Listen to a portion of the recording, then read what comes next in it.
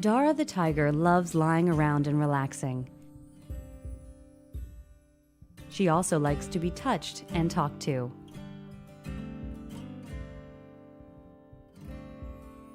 And like many other animals, she loves to play.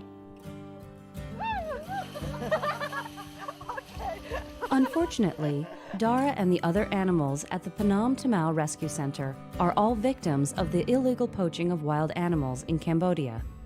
Many animals at the center are brought in by a special team called the Wilderness Protection Mobile Unit, or the MU. The MU rescues animals from poachers. With the support of the government of Cambodia, they're working to stop poaching.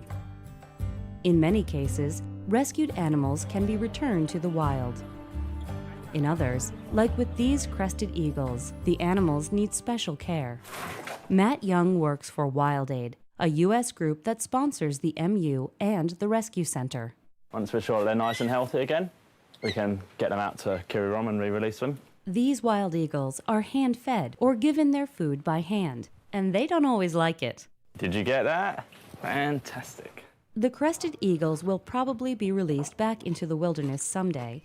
However, many of the animals here will need human help forever. This little gibbon lived in a bird cage at a gas station for 2 years. She's now at Phnom Tamao. They're helping her to become healthy, but they probably won't be able to release her again. She'll likely be safer and happier at the center. Mimi was also someone's pet. A volunteer who works for Free the Bears, which sponsors Mimi, explains. A family bought it for their little daughter, but they only kept her for, I think they said 4 weeks. And then they realised she was too hard to handle, a bit nippy and everything, so they just brought her in. Like the little gibbon, if Mimi were in the wilderness, she probably wouldn't have the skills to survive. The best place for her, too, is clearly the rescue center. Unfortunately, there is one thing many of these animals have in common. Poachers want them. If many of these beautiful animals were not at the rescue center, they would be dead. The leader of WildAid explains what part of the problem is for tigers. She says that poachers can make a lot of money by selling a tiger's body parts illegally. In some Asian countries, certain parts of the tiger are ground into powder.